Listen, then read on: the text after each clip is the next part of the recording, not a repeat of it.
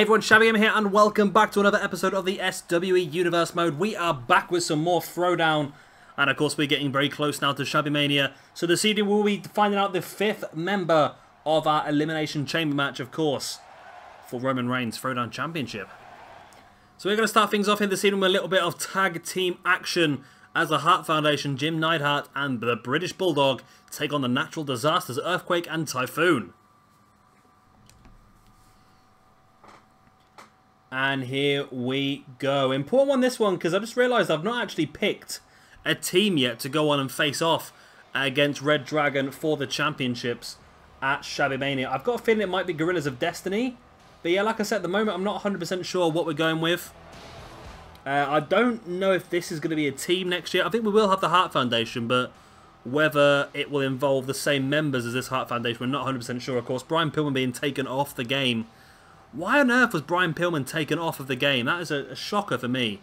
As well as, of course, Arn Anderson being taken off the game as well. That's a real shocker. We get to keep Larry Zbyszko, but Arn Anderson's gone. It's back to front to me. I'd rather get rid of Zbyszko, to be honest. But there you go. I don't understand that on myself. But I mentioned that in my Shabby talk at the weekend. Of course, we did a quick recap on the 2K18 roster. There was only one person I missed, which I think Jay pointed out.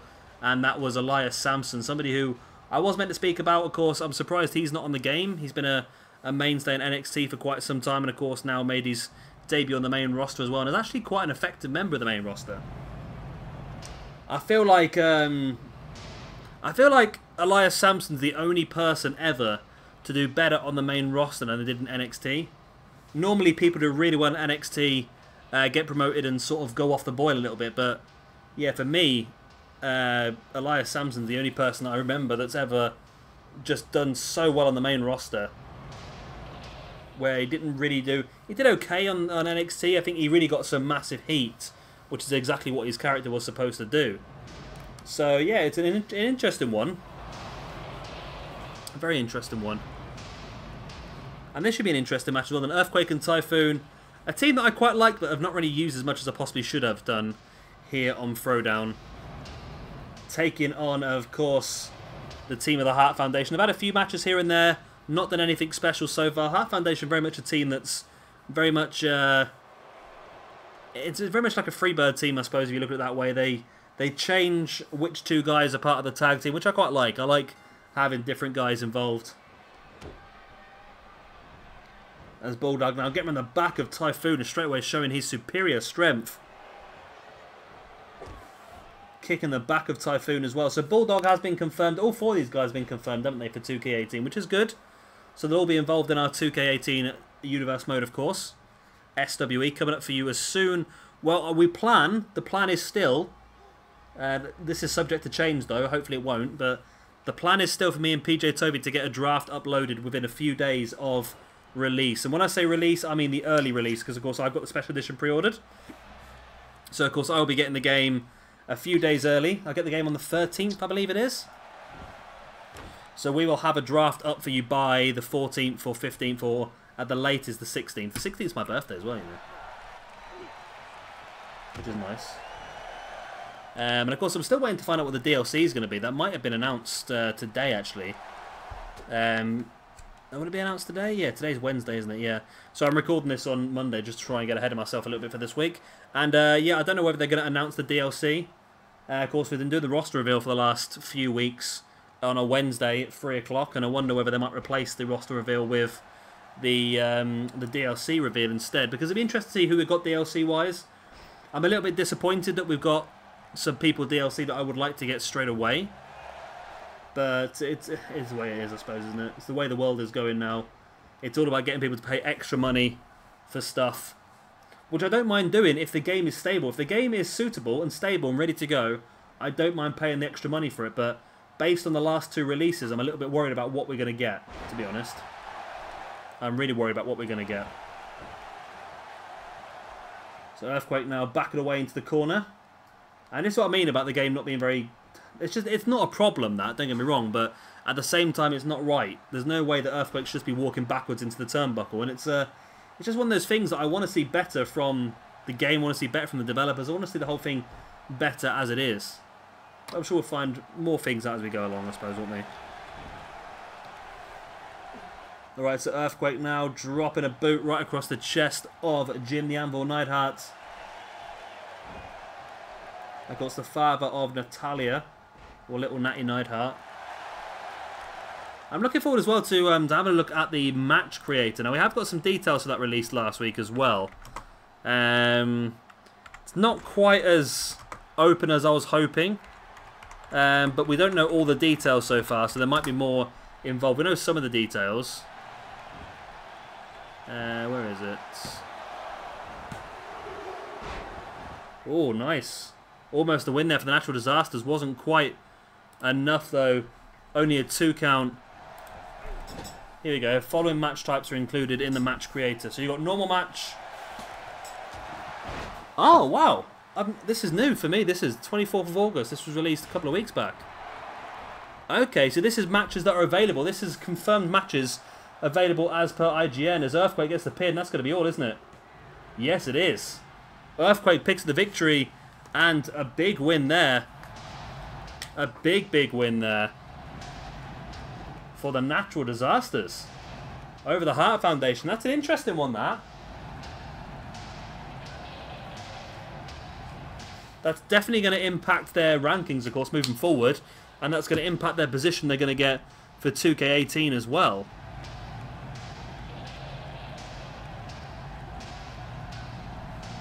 Right. So what I'll do is, as we start the next match, I'll go through some of these match types that have been confirmed already. And there is a new one on there as well. You're not going to miss that. Yeah, there is a new one on there. That's going to be interesting, that. A brand new type of match that I don't think we've ever had on 2K before. But a great win here for the Natural Disasters. And next up this evening then is going to be Baron Corbin taking on Sycho Sid one-on-one. And here we go. So, as I promised at the end of the last match, match types that have been confirmed already for WWE 2K18. So we got singles match, ladder match, one-on-one, backstage brawl, one-on-one, ambulance match, one-on-one, Hell in a Cell, one-on-one. One-on-one even. Then you've got tag team 2-on-2 normal, 2-on-2 tornado. Then you've got triple threat ladder match. Sorry, triple threat ladder match, triple threat normal match. Fatal 4-way normal, fatal 4-way ladder, fatal 4-way battle royal. Fatal 5-way match. 6-man tag team match, elimination chamber, 6-man battle royal, and 6-man ladder match. Then you've got 8-man tag match, 8-man battle royal, 8-man ladder match, and you've got a 10-man rumble and a 30-man rumble. Now I know that doesn't sound like a lot of match types, does it? But of course, remember you do have access to the create a match, which we'll have a quick look at now. That's already on there, isn't it? I'm sure that's already on. Here we go. Okay, there's nothing announced on there yet. There's nothing announced on there yet, but if you look at the IGN stuff on here, it's interesting what they say. Like example, you could create matches like a Fatal 4-way Flaming Table Elimination match, or one-on-one First Blood Hell in a Cell. It really that's interesting to me, that is, because that really gives us an idea of what could be possible. But I'm sure it has been announced already. Was it on SmackDown Hotel? Announced it?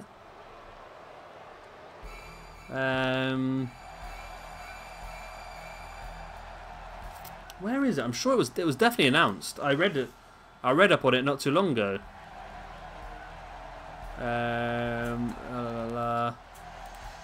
Create a match. Okay, create a match. Where's the confirmed match creator? I read it only a couple of weeks back. Where is it? Everything that's so old. That's the problem.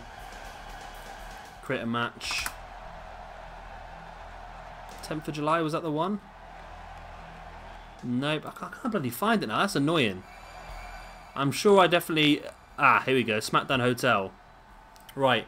The following is a full list of options and match rules available for the customization in the 2K18 as part of the returning create a match creator. The mode lets players create custom match rules, save them and use them in either play now or universe mode. Right. So win conditions, pin and submission. 2 out of 3 falls.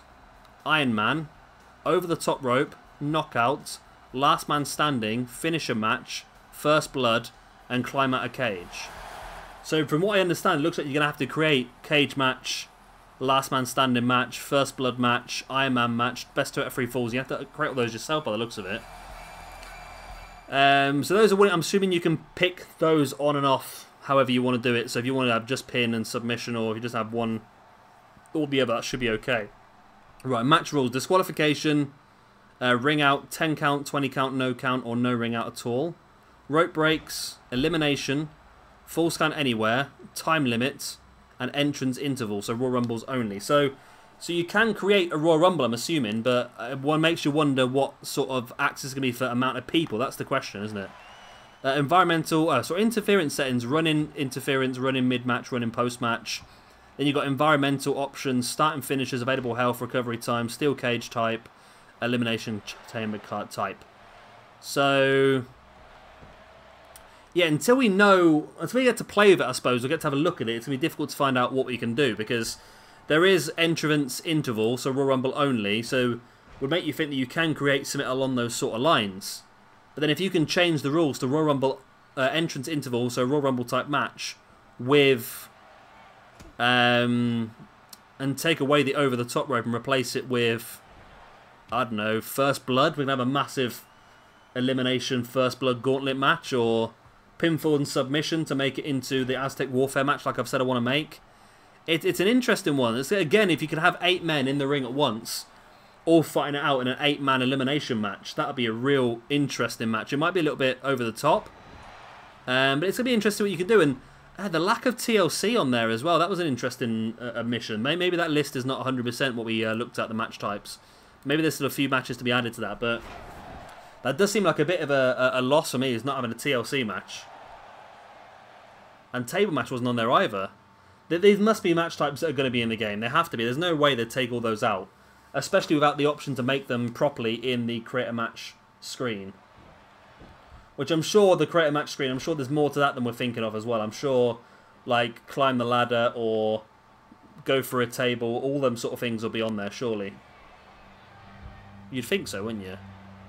You bloody hope so. I really want to get some real good stuff out of this create a match. If we can do some real interesting stuff and just become a bit more like Lucha Underground and just be like a bit like Dario Cueto and just make up some interesting match types just for the hell of it. Just for how interesting the matches might actually look when we actually start playing them. I think that'd be a good thing to do. But there you go. Baron Corbin then bringing Sycho Sid back up to the interesting match, this one. 2 guys, very similar stature, and I was going to say pretty well thought of inside WWE at their time, but I don't necessarily think that Baron Corbin's very well thought of at all at the moment because of certain issues that's been going around with him. Of course, losing his Money in the Bank briefcase was a bit of a joke. I was convinced this man was going to be champion by the end of the year. I really was. Even before he won Money in the Bank, I was convinced he was going to be champion. But it all just seems to have gone awry for him, and apparently there's a lot of heat backstage. He got a bit of an argument with the doctors apparently about concussions and so forth, and that's one of the reasons why it's all gone a little bit haywire for him. But I don't know. I'm hoping we see some more from Baron Corbin because I think he has a good heel persona. He has a good look and a good value for that upper mid-card role, even possibly main event for a short period of time. The thing is, there's not a lot of established people down on SmackDown. With Cena moving across the Raw, you've got Randy Orton, you've got AJ Styles, you've got Kevin Owens, and you've got Jinder Mahal. Those are the 4 that have held the championship in the past, the main event championship, and some of those are still pretty not very experienced with that situation. So it's going to have to be some interesting new champions at the Crown, isn't it? Sycho Sid there then with a choke slam, now lining up Baron Corbin. This could be the beginning of the end for Corbin. As Sycho Sid taking Corbin up into a jackknife powerbomb.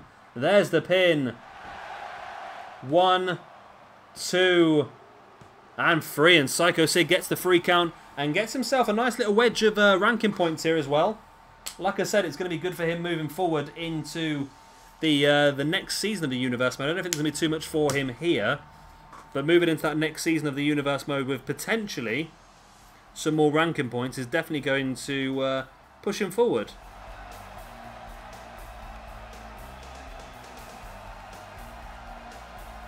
And there's the jackknife powerbomb.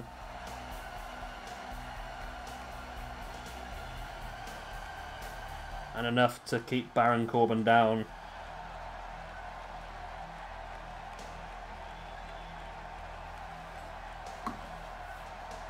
Good win there for Sycho Sid. And he's not done too bad so far, Sycho Sid. I think in the matches that he has been involved in, he's been very effective. And yeah, I'm pretty impressed with what I've seen from him so far. And I feel like in 2K18 he might get a little bit more of a chance. I don't think he's very highly going to be contested in the draft, but I feel like it might be someone that PJ Toby might want to grab a hold of, because I think he's got some plans for Mayhem becoming a bit more classical, and maybe Sycho Sid could be involved in that.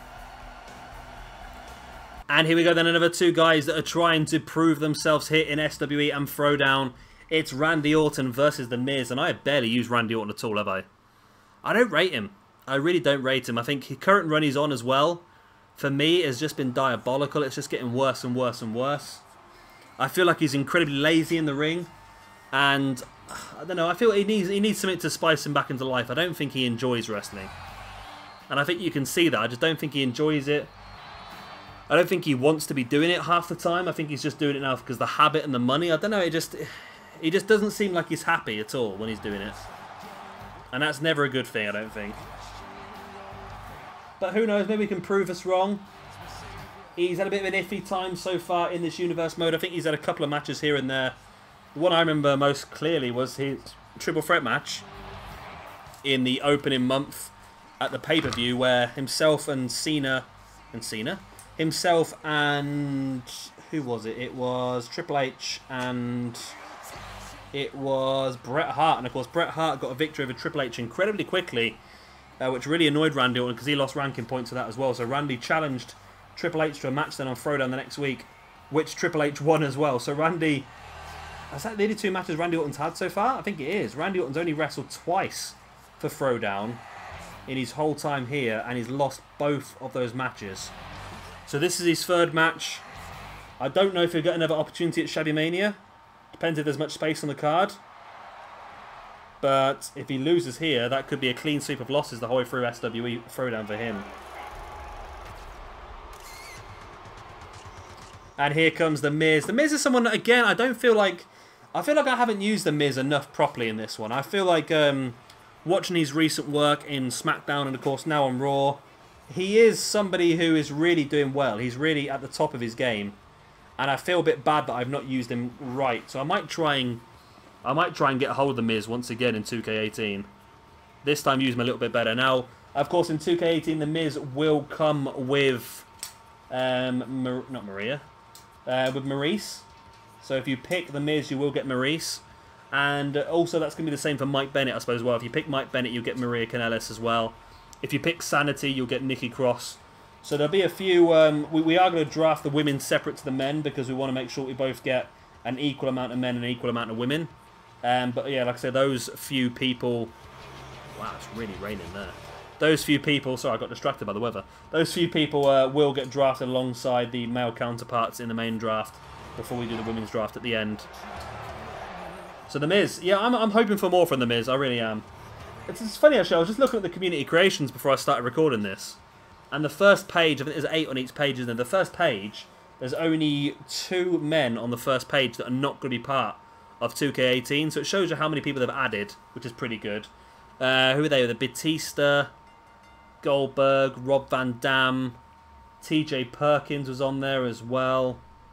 It was quite a lot of people, and all of them have, of course, now been added onto 2K18, bar the other 2 were, of course, CM Punk and Rey Mysterio Jr., which will get us calls anyway, easily enough. Straight away, The Miz taking the top off the turnbuckle pad. Interesting match this one then. 2 guys that have not been utilised too well so far in Throwdown, trying to get themselves a little bit of action, a little bit of retribution. And again, both these guys I feel like I can use better in 2K18. We probably will as well. I think 2K18 is going to be bigger. It is going to be better. There's going to be more... There's going to be more different stuff going on. So we're going to have the normal shows like this, but we'll have some more special stuff here and there as well, I feel like. We'll have some... I I'm tempted to even do like a tour here and there. Maybe we're going to have a little bit of a tour of Japan and wrestle in some Japanese arenas and maybe push a few Japanese guys in those events, or maybe have a European tour and do the same sort of thing. More tournaments, of course, as well. The King of Strong Style tournament.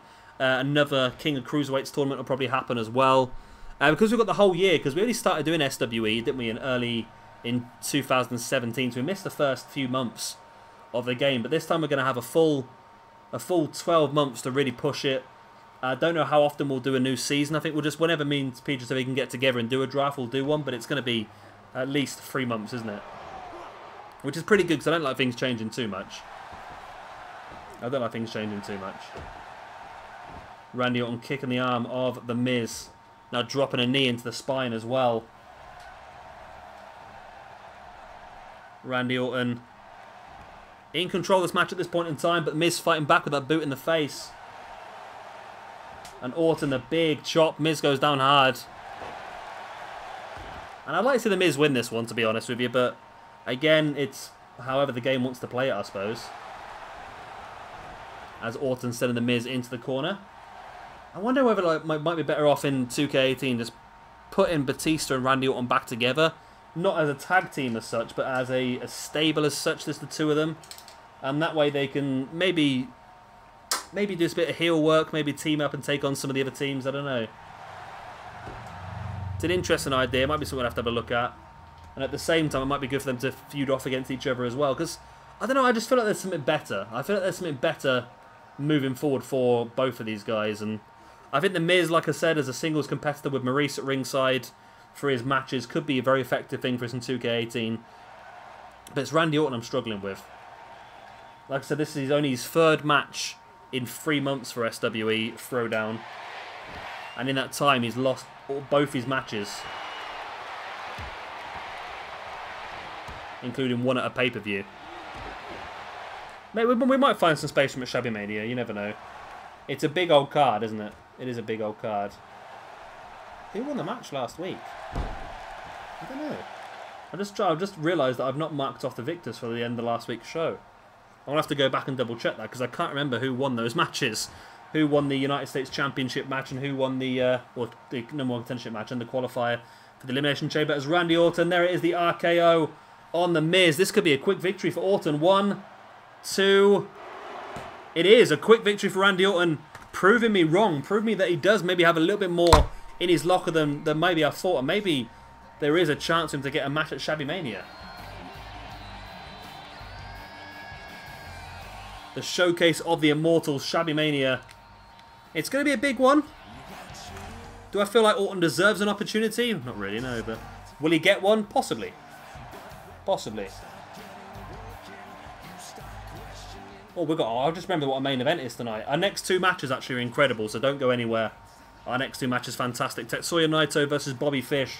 And our main event, Austin Aries versus Shawn Michaels. You're not going to want to miss it. But a big win here for Randy Orton then. That's definitely going to help him out. Ranking points wise, gives him a little bit of a boost moving forward. He's not on the best ranking points. I think he's on 90, so this put him back up to 95. If he does get a win at Shabby Mania, he could finish this universe mode ahead of where he started on 100. But then again, will he get a chance at Shabby Mania? That is all going to be found out in the next couple of weeks. And here is our next match of the evening then. Tetsuya Naito takes on Bobby Fish, one half of our Throwdown Tag Team Champions. And Kyle O'Reilly will be at ringside. And here we go. This is going to be a special one, this one. It's something I wanted to do for quite a lot of time in this universe mode. Because, of course, they've been Tag Team Champions, it's been difficult to do it. But I want to try and use Kyle O'Reilly and Bobby Fish a bit more as singles competition. But we'll have a bit more chance, I think, in 2K18. Me and PJW have been discussing things, and the questions have come in as well from you guys. And in 2K18, we will see Adam Cole as well as Bobby Fish and Kyle O'Reilly in a stable together. So wherever they may lie, if they keep a hold of the Tag Team Championships here on Throwdown, then of course they will stay on Throwdown. If not, if they lose the Tag Team Championships, then depending on what Adam Cole does over at Adrenaline, I've got no idea what PJ2's got planned for that yet, then they will be up for grabs in the draft. There are going to be some changes when we go into 2K18. Changes in teams and so forth, but I think that's for the best. I think it's a chance for us to really show what quality we have and different versions of different teams and so forth. I think it's going to be good. And as I've already said, the whole of Naito's stable will be available as well at some point. Good old Tetsuya Naito. Hiromu Takahashi, who's of course over on Octane at the moment. Evil, Sanada, and of course Bushi as well. And here we go then. Your current Throwdown Tag Team... I say current, they've been Throwdown Tag Team Champions for a very long time. For the entirety of this Universe mode, I believe. Yeah, they came in as Tag Team Champions. And they defeated the Outsiders at the first pay-per-view. They defeated the Giants at the second pay-per-view. And now they will be defending their belts for the third time in Season 2, of the SWE Universe mode. At Shabby Mania. But against who? That's the question, so we don't know. We don't know yet. I am leaning towards Gorillas of Destiny, though, because I just feel like either they're probably not the most informed team and not around. I feel like they're probably the best team, apart from Red Dragon, we have. Here we go then. One-on-one Tetsuya Naito versus Bobby Fish. Interesting one for this for both guys. Naito needs to pick up some momentum. Not involved in any championship matches at Shabby Mania, but might still get himself a place on the card. Whereas Bobby Fish, obviously important for him, he is involved in the Tag Team Championship match at Shabby Mania, and that will be for him. He needs the momentum here to keep building towards that, because if he loses momentum and loses the match, then it could become a problem for him. Because then with a low momentum, he might end up going into Shabby Mania struggling a little bit. Naito there, jawbreaker on Bobby Fish. And of course, don't forget, after this match, we do have our main event here this evening, which will be Austin Aries versus Shawn Michaels for a place inside the Elimination Chamber. We already know Roman Reigns is in there. We know Andre the Giant's in there. We know The Undertaker's in there. We know somebody's in there from last week that I can't remember who was it. It's annoying me now. I'm going to have to have a check. I'm going to have a check, aren't I? I should remember these sort of things, but the amount of videos that I record on a weekly basis is crazy. And I do forget things pretty easily. What do I want to go on here? SWE Universe mode, that's what I want to go on. God, we've got a lot of videos in here now, haven't we? This is episode 73, is it now? Is it 73? No, this is 74, this is episode. Wow. That's crazy when you think about it. Episode 74 in this universe mode, each episode being about an hour long. That really is a bit brutal for me, isn't it? Right, so where are we going to then? We're going to look at this one first. So Kurt Hennig won the United States Championship #1 contendership match. And Luke Harper defeated Zack Sabre Jr. That was it, wasn't it? Yeah, and Mr. Perfect. So, yeah, Mr. Perfect is the #1 contender for Samoa Joe's United States Championship. And Luke Harper. So it is Roman Reigns, Andre the Giant, The Undertaker, and Luke Harper inside the Elimination Chamber, which means that Zack Sabre Jr. hasn't got a match yet for the pay-per-view. Which will frustrate him as well, I think. Elbow right into the inside the knee of Tetsuya Naito by Bobby Fish. Again, dropping an elbow inside there, because Bobby Fish, remember, does like to utilise a few submission holds, including a knee bar, I believe, is his finisher. So taking out that knee with the elbow is definitely a good idea. Bobby Fish, oh, look at those knee strikes right in the chest of Tetsuya Naito. And again, just dropping his body weight across that knee. I think he's definitely building up for something, isn't he? There's Bobby Fish taking Naito up into the Falcon Arrow.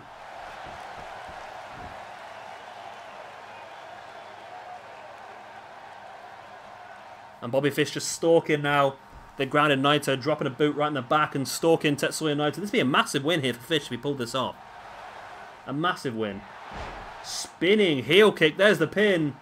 1, 2. And Bobby Fish defeats Tetsuya Naito. Wow. It's been quite a open and shut case here this evening, isn't it? No one's kicked out a finisher so far. Which is odd compared to our episode of Octane we had a few days ago. It was a complete opposite, wasn't it? But there you go.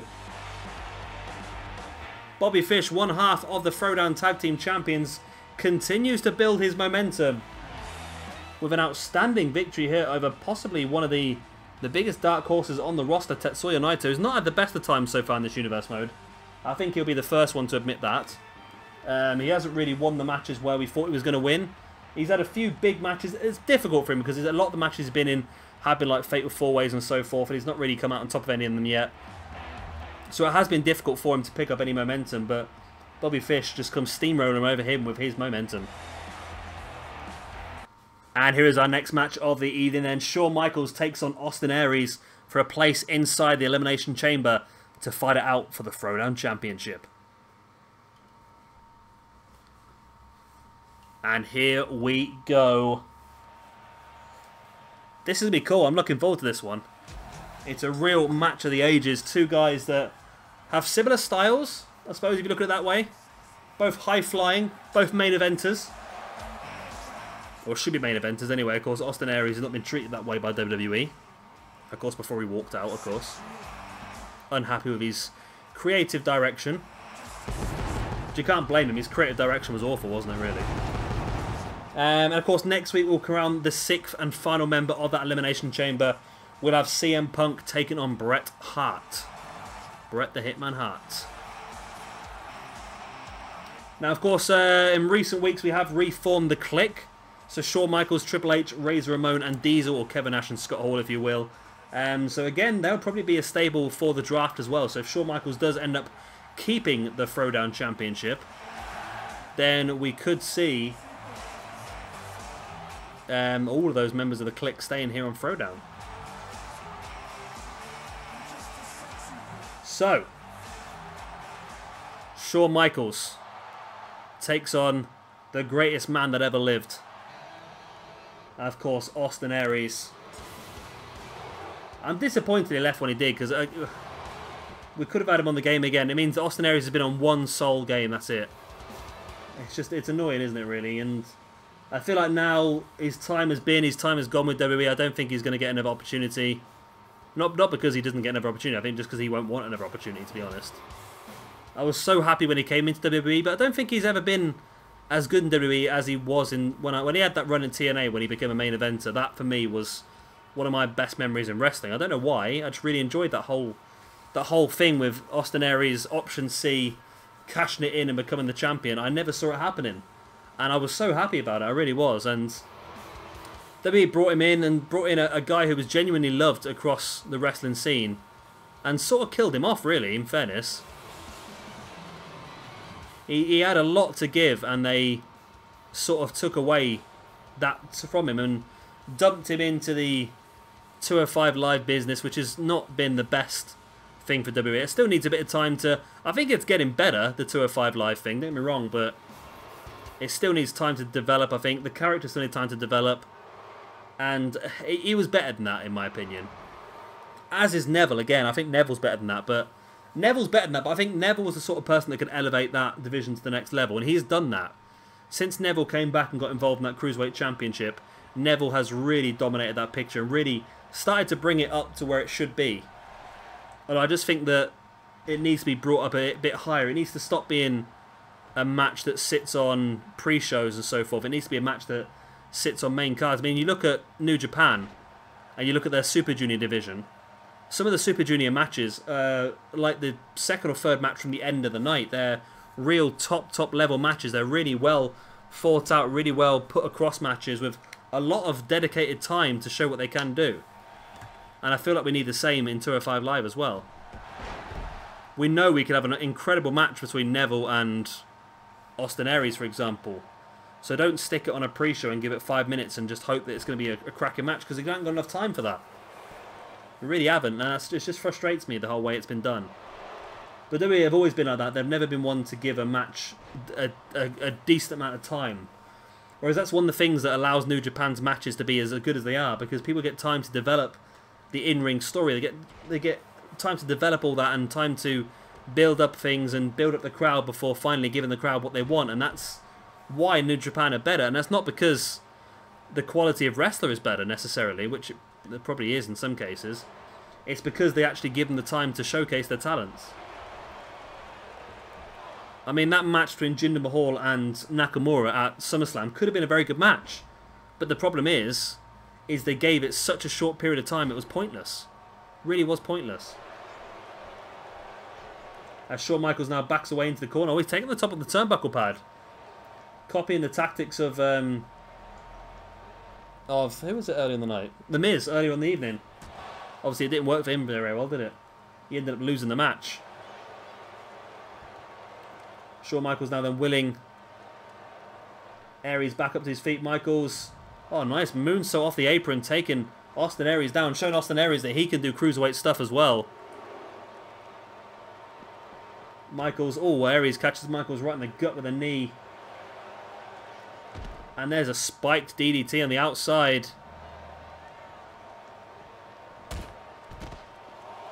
As Aries fighting back though. Sending Michaels into the ring steps. Referee's count is growing. As Michaels taking Aries down now. And they're getting further and further away from the ring. Which is always a worry for me with double countouts. Where they are situated. Because it's not... The game's not that clever, is it? We're getting further and further away.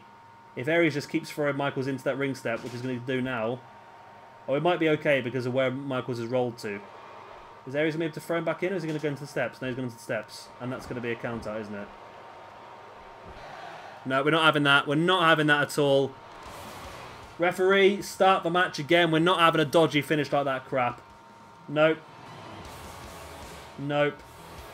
Referee, restart the match. We are not having this crap. We're not having this finish on a dodgy count out like that.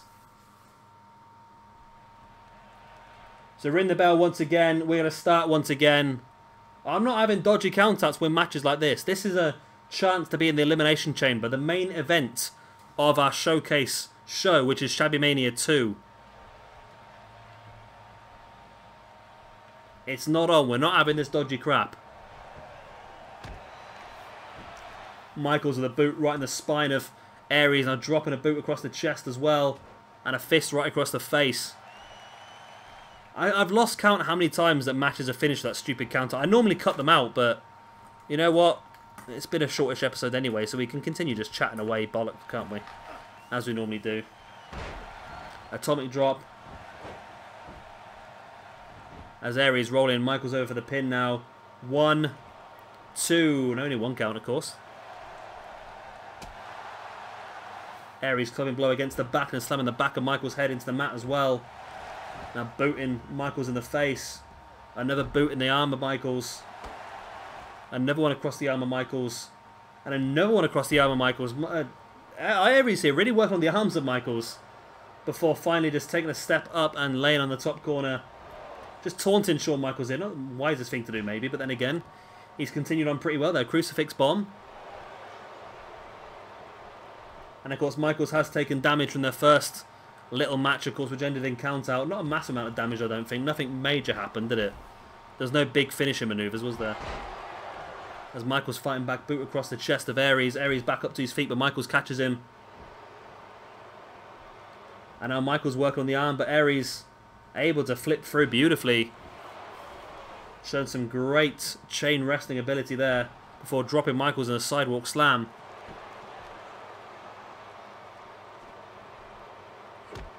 Aries dropping a boot in the face of Michaels. And now a knee strike right to the side of the head. Aries with a lion salt now as well on Michaels. Went for the boot, but Aries avoided it. And Michaels avoided the backdrop, taking Aries up into a pile driver. Of course, a move that's frowned upon now because of the danger it puts people inside the ring. And Michaels just dragging the lifeless body of Austin Aries across the ring before dropping a knee strike right in the side of the head.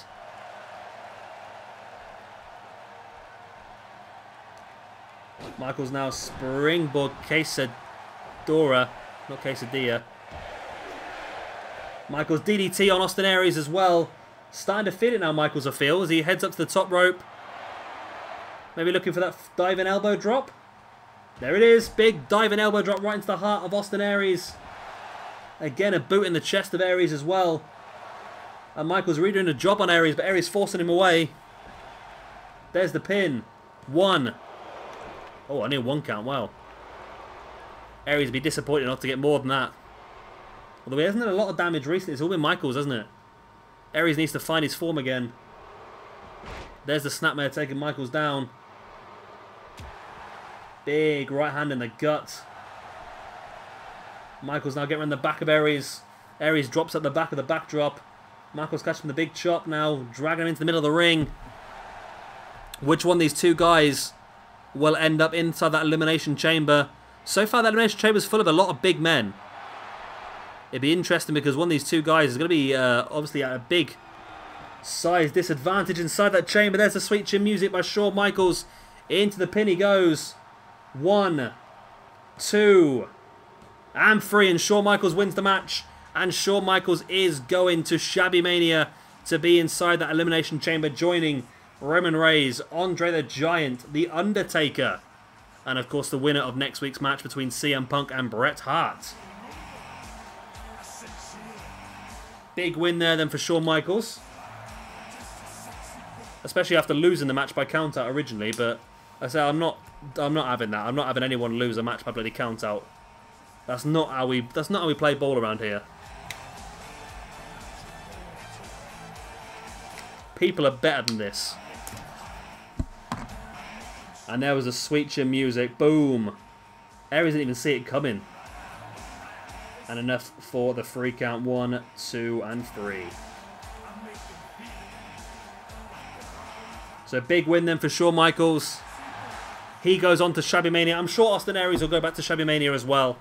I'm sure we'll give him a last calling card here, because this could be the last time we have him on Throwdown. You don't know what's going to happen in the draft. We know PJ was desperate to get hold of Austin Aries in the draft for Season 2. However, he didn't get him, of course, because of him being my television champion. Him being the United States champion, so he wasn't available. Although I'm sure he's someone that PJ would be more than desperate to get hold of for Season 3. But there we go. That is the end of this episode of Throwdown. I hope you have enjoyed it. Of course, if you have, like and subscribe, all that other good stuff. And we will see you again in a couple of days' time for our next episode of SWE Adrenaline. I've been Shabby Gamer. Thank you very much for watching, and I'll see you next time. Bye.